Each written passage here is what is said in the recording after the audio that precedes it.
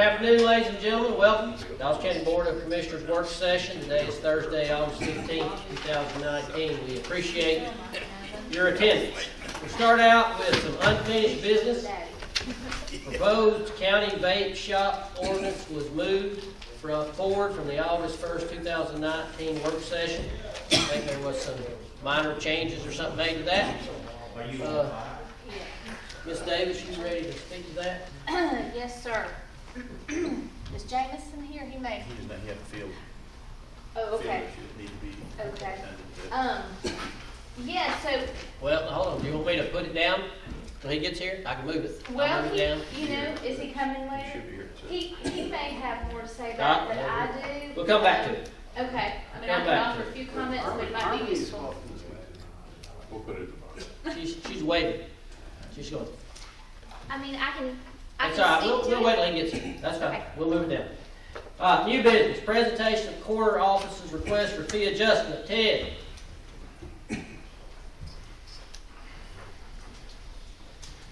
Good afternoon. Afternoon. I have this beautiful little piece of paper all written out. You let And dog It has been a crazy day in my office, and I walked out and forgot it, and I apologize. Well, I forgot But what I I can need to remember say. pretty much what's on it, and I'm sure y'all are gonna take some notes, so. Go ahead. Yeah. As you remember, when I came before you in the budget hearing the other day, I did not ask for any increases at all. I'm sure you remember that. And the reason that I didn't was because our call volume is down enough that we're gonna come in under budget this year, and so I didn't see a need to increase it. We did a pretty substantial increase a couple of years ago, when we went through a couple of years where the call volume was just extraordinarily high, and we adjusted it then, so we left it alone. But the one thing that I did want to do are the fees, and I'll be honest with you, and I'm going to say this just for the benefit of those that were not here the other day. As an elected official, I believe that I have the authority to do this regardless, but I won't. And I won't do it because I want to remove any question or doubt in anybody's mind about anything that could potentially be a conflict of interest for me. Because the county has an agreement with the funeral home to handle all the transportation, morgue use, and crime lab runs and all of that for the coroner's office. That fee structure has been in place since 2000. We have not increased that, and we have not touched that in 19 years. And I think we need to adjust that a little bit. Currently, for all pickups, the fee is $100. That's current. I am requesting to go to $125, which is not a big jump. The morgue fee is currently $100, and I am not asking for any increase there. It'll remain the same. And the crime lab runs, I'm requesting an increase from 160 to 200. Now, as I explained to the ones that were here the other day, we do a lot of crime lab runs when we're not hauling remains down there. And those, there's no fee structure for.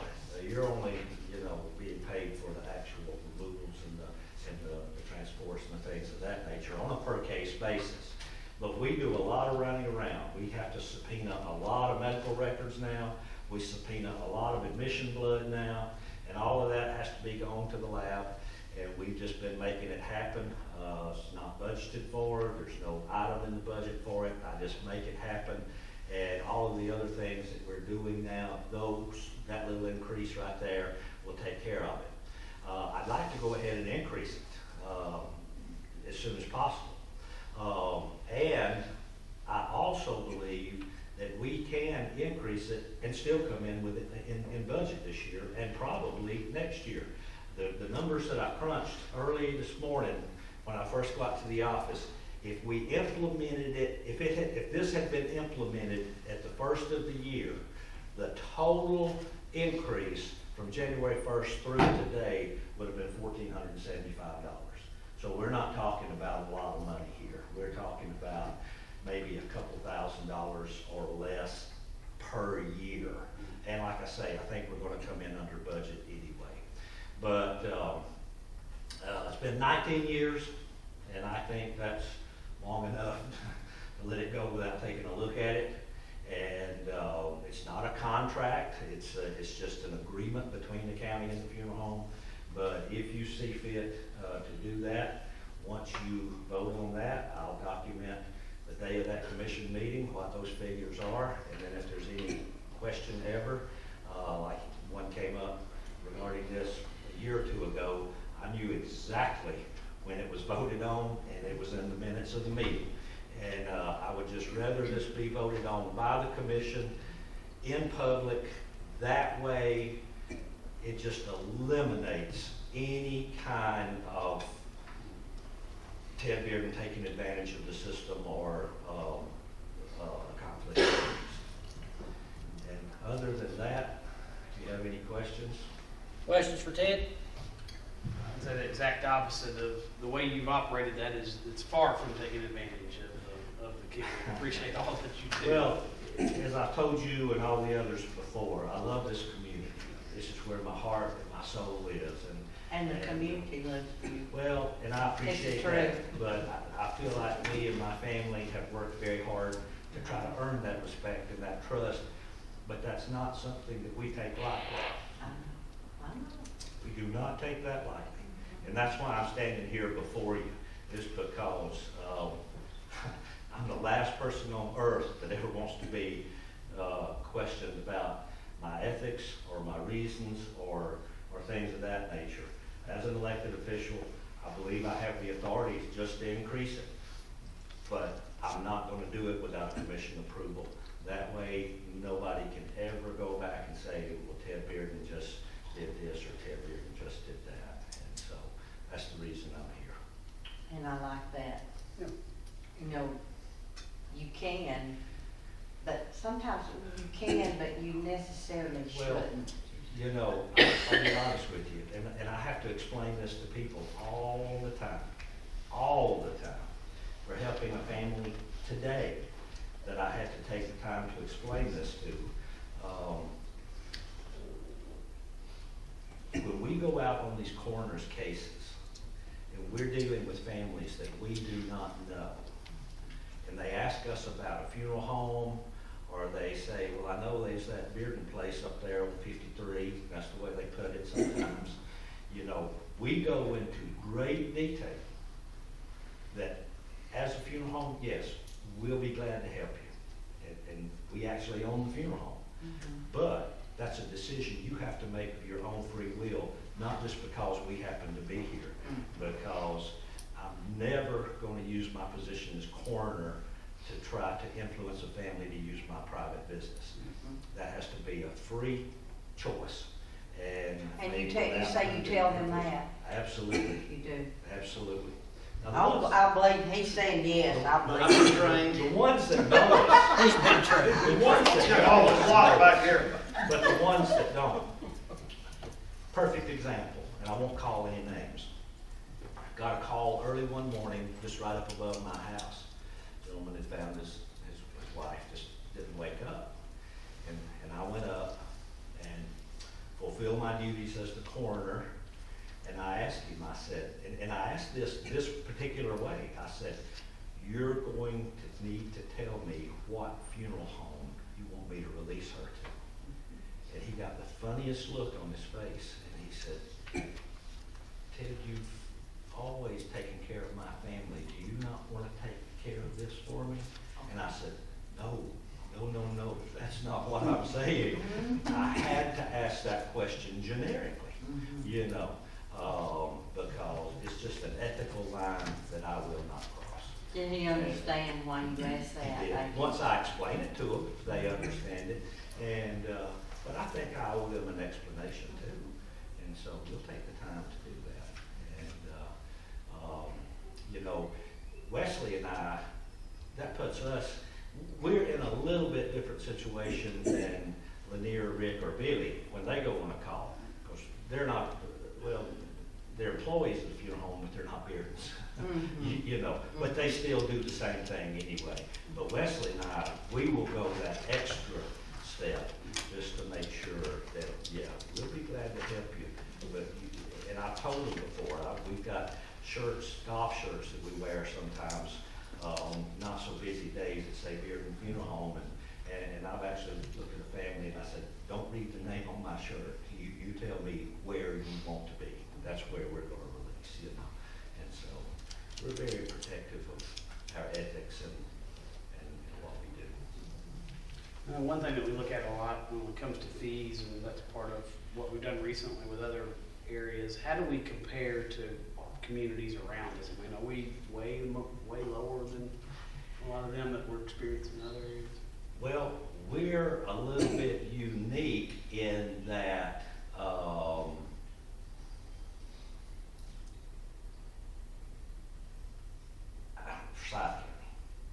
County, they took an old fire station and made a morgue out of it in a coroner's office. They've got an office that the county furnishes that.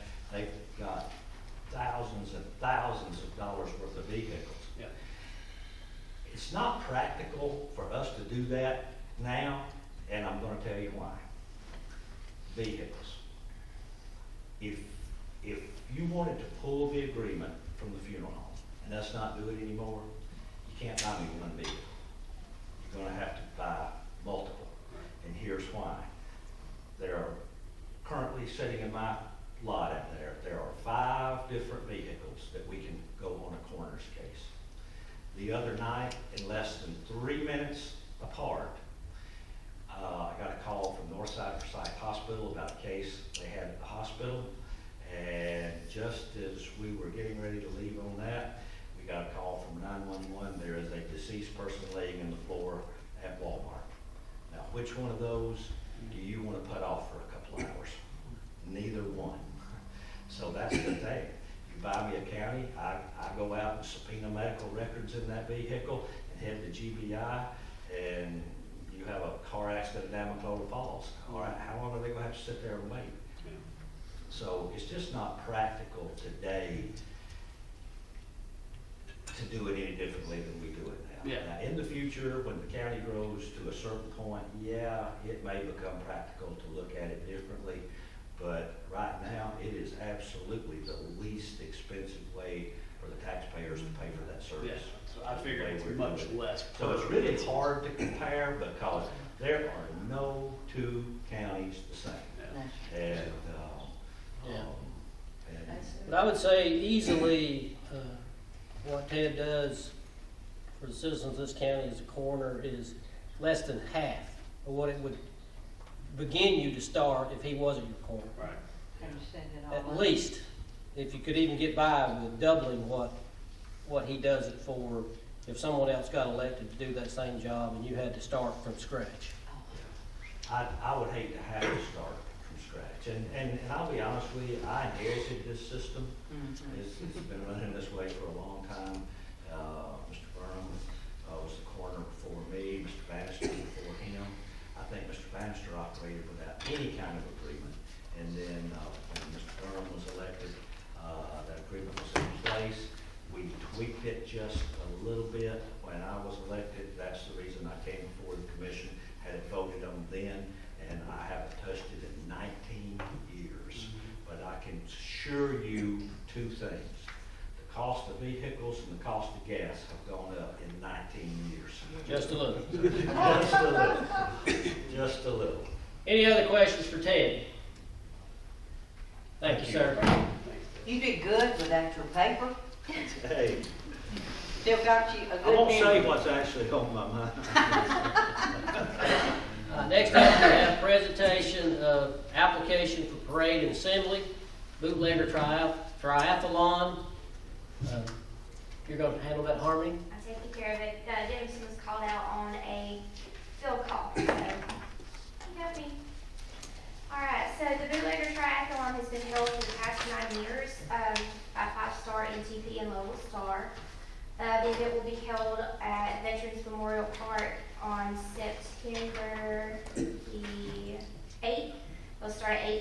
gonna go till about 10:30 that afternoon, or later on that morning. They're expecting about 125 participants, and the route will go from there on 9 up to Mill Creek. They'll make a lap around there and then come back down. The sheriff's office has signed off. They will have uniforms, officers there patrolling or in trouble with traffic and things like that.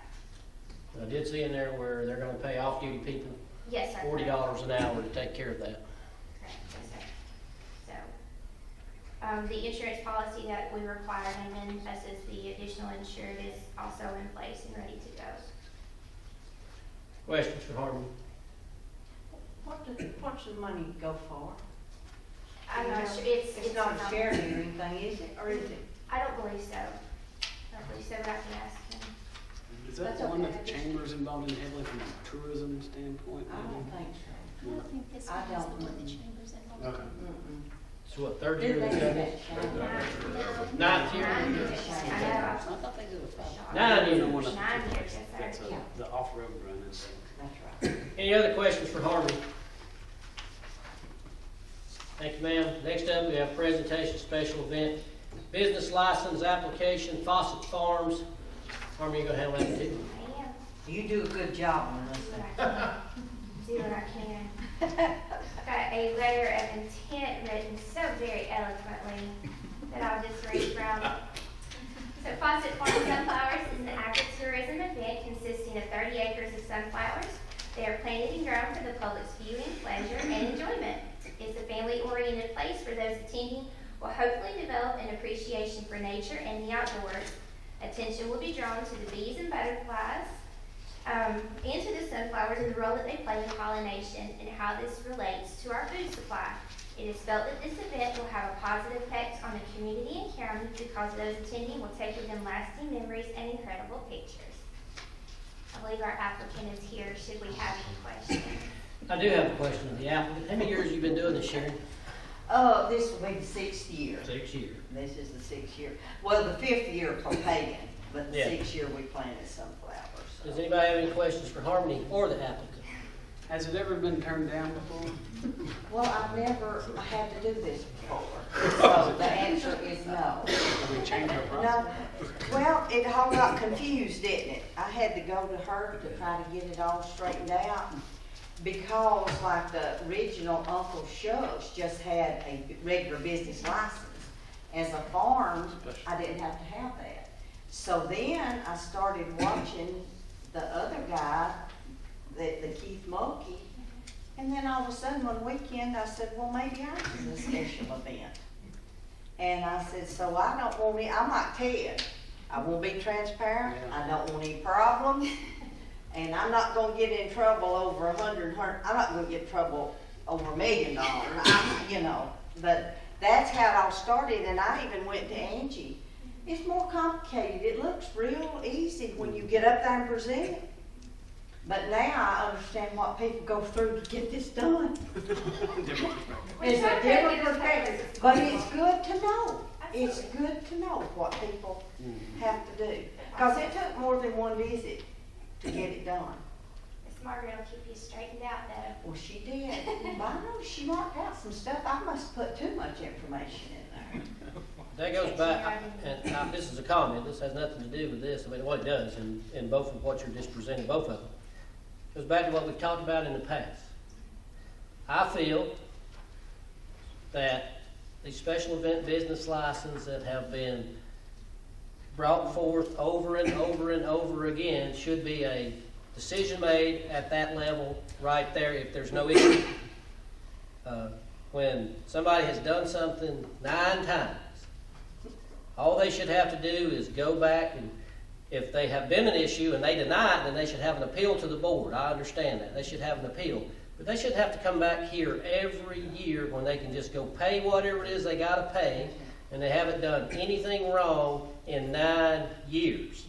Or in your case, even though this is your first time of getting it officially, but you've done it for 6 years, and I don't think you've screwed it up in 6 years. We've not. People still looking at It's flyers. getting bigger and better. Still looking at flyers, and I think that whatever it is, I mean, I would like to see this board do whatever it is we need to do, and whatever ordinance or whatever we've got this in, to make that change to where this could be done on an administrative level and eliminate unnecessary work, as you just said, for everybody. Well, it'd be work for admin people, Right. it'd be, I mean, Just go in there and pay you money. And it takes a month background check, To get and it through that's the system of coming to the board for something other that's gonna get rubber stamped every single time, That's right. if there hadn't been an issue. And if they want to deny it because there is an issue, then the people could have an avenue to the board, if so, through an appeal. That's just my thought process. Well, what do we do to get? Well, I don't know. I have to refer to our attorney. Well, I mean, that could be a simple amendment. I mean, you actually call it a special event business license, I believe. And so it would be something that we would just amend our process and procedures, and I think that it's in an ordinance.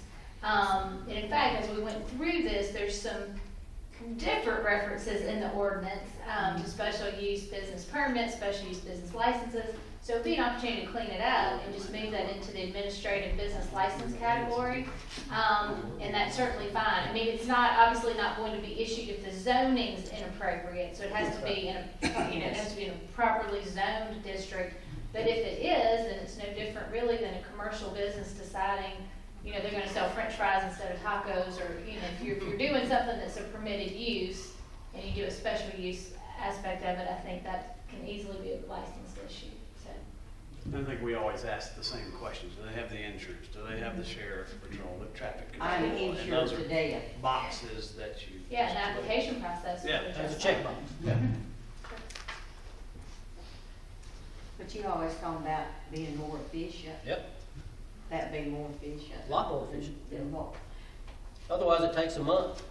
I know, and you remember, with the Gophers, Papa Pat's or whatever, they're running real short on time. Seemed like the approval date was just the day If before it's they were what you- gonna open or something. That one was a zoning change, so that Oh, would be that's still right. Yeah, here. that's different. Yeah, that's right.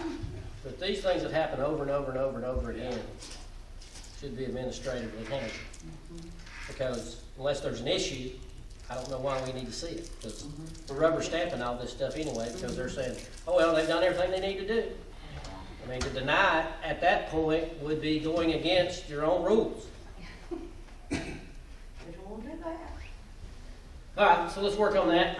We're doing ordinance changes anyway, so let's see if we can't fix that. Next up, presentation of 2020 holiday and payroll calendar. Human Resource Director, Ms. Lisa Green. Lisa? Good afternoon.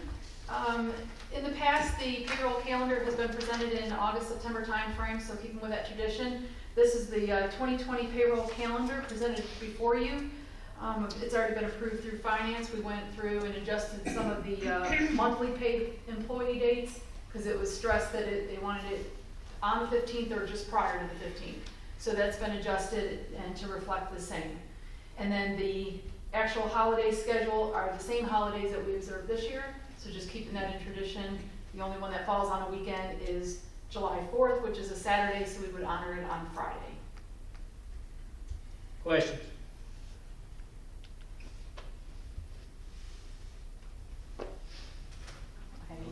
All right. I'm good. Thank you, ma'am.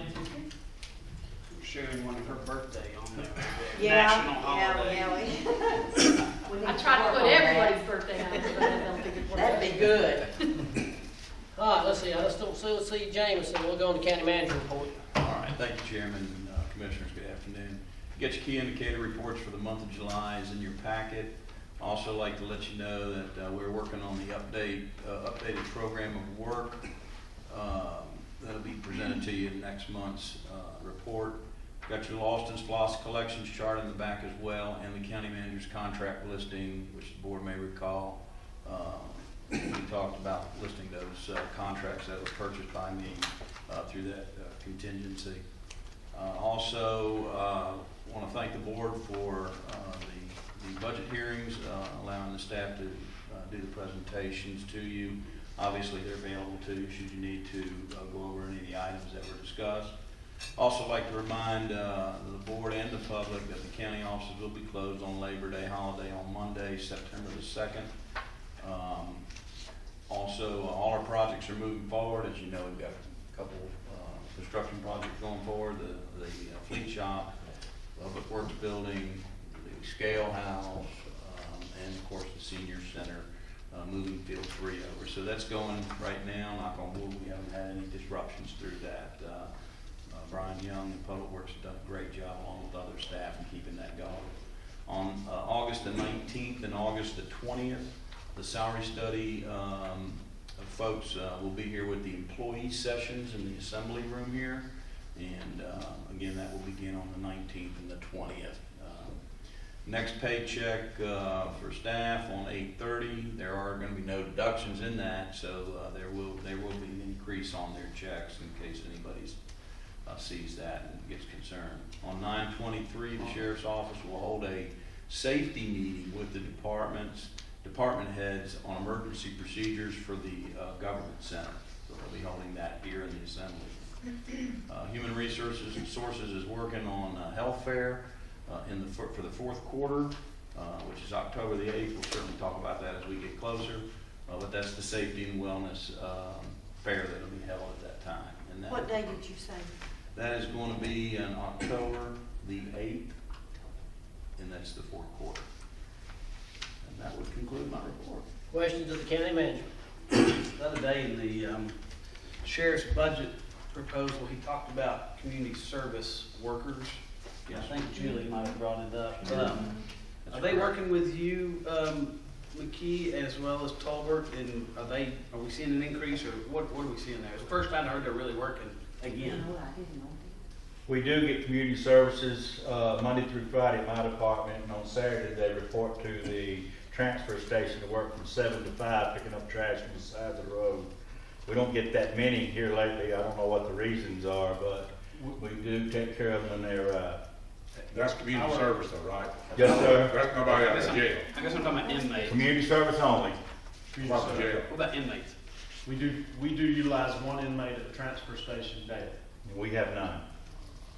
So no cutting grass from inmates or anything like that? Well, Stevie has. Stevie. He comes out of the jail. He has one. Stevie works for the sheriff's He's department. based He gets an over there. inmate, He's he based does cut some grass, but I'm in charge of community service. Like if they go to Dahlonega and they get probation, they come see me. And if it's something where they have a job and they can't work until on Saturdays, they will report to Mr. McKee and take care of it out there.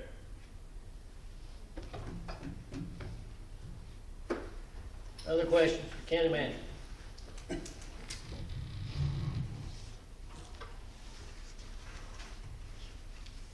County attorney.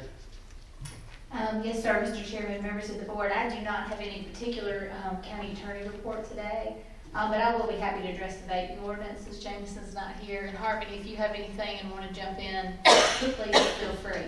But I would ask for an executive session. We'll have a couple items to share with you there. With the vaping ordinance, I think we are at a position where we are poised to call for a public hearing, but there are a few issues that were discussed, and I'd like to try to briefly answer those questions that came up. One of the questions that was asked was about any state laws that directly relate to vaping, and I was not able to cite those all line and verse to you, but I've got a review of those at this point, and the only state laws that directly govern vaping are criminal statutes that deal with selling to minors, requiring ID checks to sell to minors, and things like that, posting of signs about in vending machines it's illegal to sell to minors, all that type of thing in the criminal statutes. Their definition of minor is still 18, is that what we said? Yes, Okay. that's correct. There are some separate state laws, as you are familiar with, and Commissioner Gaines, you asked this question about restaurants and public facilities. You know, as you're all aware, there's the smoke-free air laws, as they're referred to, under state law that prohibits smoking in enclosed places and in certain government buildings and so forth. Those provisions do not relate to vaping. They specifically describe smoking and define smoking to not include, they speak in terms of lighted tobacco products. So it may just be a matter of time that catches up, but currently there's no coverage under that law for smoke-free air in enclosed restaurants, spaces, government buildings, and so forth that would relate to vaping particularly or specifically. Now, in that smoke-free air section of the statutes, there's a provision that says that there's no intention to preempt local governments from enacting stricter requirements related to smoke and tobacco. Doesn't address vaping. So, you know, to the extent this board said, well, we want to adopt an ordinance that's going to regulate vaping in enclosed areas. You know, there's nothing that really addresses that. So I think we would be on the edge of that one in terms of new initiatives. I don't know of other governments necessarily that have done it. There may be some. But what I'm seeing other governments do right now is really more consistent with what we're doing, where we start dealing with the sale and not so much the use in public locations. But certainly something that's not directly provided for, so it means that we can possibly consider that. There's also some indirect regulations that could impact vaping that do specifically reference electronic devices, but those have to do with like health department hygienic practices and things like that. So nothing else that I think would be directly related to any of the other questions or interests that you had. We did have the conversation, as Commissioner Gaines mentioned, about the 18 versus 21. And so I think at this point, the ordinance reads that the age is 21. That's not consistent with the state or the other local ordinances I've seen, but I know Commissioner Satterfield likes that provision. And certainly the support for that, the reasoning being the schools and how we would like to be able to regulate there. So that is currently still in the ordinance. Another question that came up was about enforcement. And on that point, that's what I was hoping that Jameson might speak to. I don't know if there's been communication with the sheriff about his willingness to enforce this. But as we discussed, you know, honestly, a concern and an issue with any ordinance is the after-hours weekend enforcement, because we have a marshal's office that works during regular business hours. To my understanding, the way this has typically worked is any ordinance we adopt, if there's a need, then, you know, the sheriff will step in. I would presume that would be the case here. There's also the question about what happens in a public park. If you see a kid vaping or somebody doing something they're not supposed to do, you know, do we have one of our county employees step in and do something? And my response at the time, and my response still would be that I think any of our county employees, particularly in parks, could say, just like if they had a cigarette lighted up, you can't do that here. But in terms of enforcement, I would not recommend that we pursue any kind of enforcement authority for our individual parks employees and so forth, because there's very specific state laws that relate to marshals and what their authorities are in terms of issuance of citation and enforcement, prosecution of citation. So I think it's best that we keep that within our marshal's office. If this is adopted, then I think, you know, we may want to consider from some very specific you know, coordination with the sheriff's office to obviously let the sheriff know what we've done, and add this to the list of ordinances that we would want to make them aware of. But other than that, I think enforcement needs to stay with our marshal's office. Now, one last thing I'll say on that, enforcement through, I think, typical planning staff occurs on some of our other ordinance where they may hand a citation or hand a more logically, I think, more often, or a warning notice. That could occur. Or, like I said, a verbal notice. I think those things can occur. When it comes to issuing a citation and enforcing, that needs to happen with the marshal, and the prosecution would follow from there. So I think that answers the questions that we had pending from the last meeting. If there's anything else that I missed, please let me know. Otherwise, we would be prepared to move this forward to a public hearing. And you may have seen an email from me on this today. If you had a chance to read it, it's one of the last things I kicked out before I jumped in my car. But Kristen and I have both looked through the county's local legislation, past ordinances and resolutions, and we don't see anything that suggests that 2 public hearings are required. It's certainly not a legal requirement for adoption of a regular ordinance. Now, as I mentioned in my email, there are certain times you're going to adopt something like the budget or the millage rate or impact fees, or if you amend local legislation that have very specific different public hearing requirements, sometimes up to 3. But for just a run-of-the-mill ordinance like this vaping ordinance will be, or also like the fire code ordinance that we'll talk about later, those I believe are subject to 1 public hearing, and so we could just move those forward. After a first public hearing, you can vote on them at that time. Another distinction, of course, is zoning. So, you know, that's going to still go through the planning commission. So I'm not changing those things, but I think somehow there's become this practice, or a belief that there's a practice of 2 public hearings. And I don't think there's anything that requires that. Questions? One thing I brought up, I don't know if I got an answer on that or not, but if their licenses are revoked, so they do a violation. I know sometimes in the past, convenience stores and things like that have had the license pulled for some reason or another, and somebody else has come in and applied. I mean, I like to see if that shop, and I know they sell them in grocery stores, convenience stores, things like that, but shops, I think, is where the mixing or selling the mixing part is happening. And if anybody watched the local news last night in the national news, they had 96 people that have had seizures. They don't know why they're having seizures. They had 22 young adults and teenagers that was hospitalized this past week, with one being in intensive care with his lung collapse and 4 of them with permanent lung damage for the rest of their life. And it's because of this mixing, what they're mixing with. And I'd like to see if a store has had a violation and license pulled, that store is closed and no new license reissued to a family member or a friend or anything like that.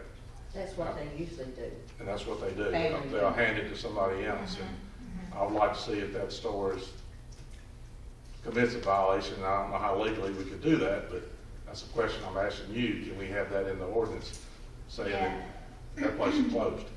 You know, I think you're exactly right. That's often how the alcohol license process works. Yep. Is some They'll bring somebody else in. affiliated member comes in. You know, I'm sorry if I missed that question, Commissioner Satterfield. I think that we could certainly provide. Let me offer some suggested language to you, and I'll send that out to everybody and how we might address it, because I just checked it. As it reads now, I think that would be an end run that could occur just like our alcohol licensing. So let me suggest some proposed language, and we can have that prepared and put out before the next public hearing. Thanks. Other questions? Thank you, ma'am. All right, I have been told that somebody's gonna have a birthday on the 25th. And that somebody's on the end over here, Miss Nix.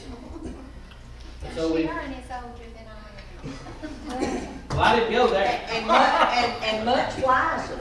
Absolutely. Y'all can have that back and forth. Let us get out between them, though. Yeah, y'all can throw things in a minute. We got a decent crowd here, so I don't know what kind of singing we're gonna get, but we're gonna give it a whirl. Who's gonna start? So I think we go over here with Miss Kristen to start us off. Halbert? How did you last time? Robert did last time. He went So well. Let's go, somebody starts, 'cause Happy birthday to you. Happy birthday to you. Happy birthday, dear Julie.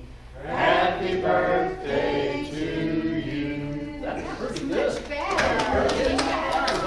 hard talking to you. For my birthday next year, y'all have. And the confident singers have their microphones on. That's That's fine.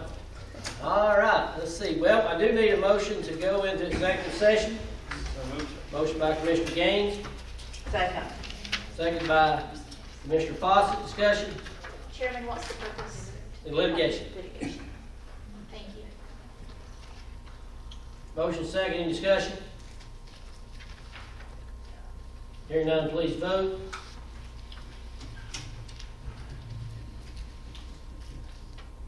That's approved 4-0, and there'll be no vote taken on any of the matters we're going to discuss, correct? Ma'am? Yes, that's correct. I'm sorry. Thank you. I thought you meant voting here. No, Yeah. yes, none coming out of executive session. All right. All right. With that, we will be adjourned to go into executive session. And then for those of you who would love to stay and come back at 6 o'clock, we'll do a regular voting session at 6 o'clock. Look forward to seeing you then.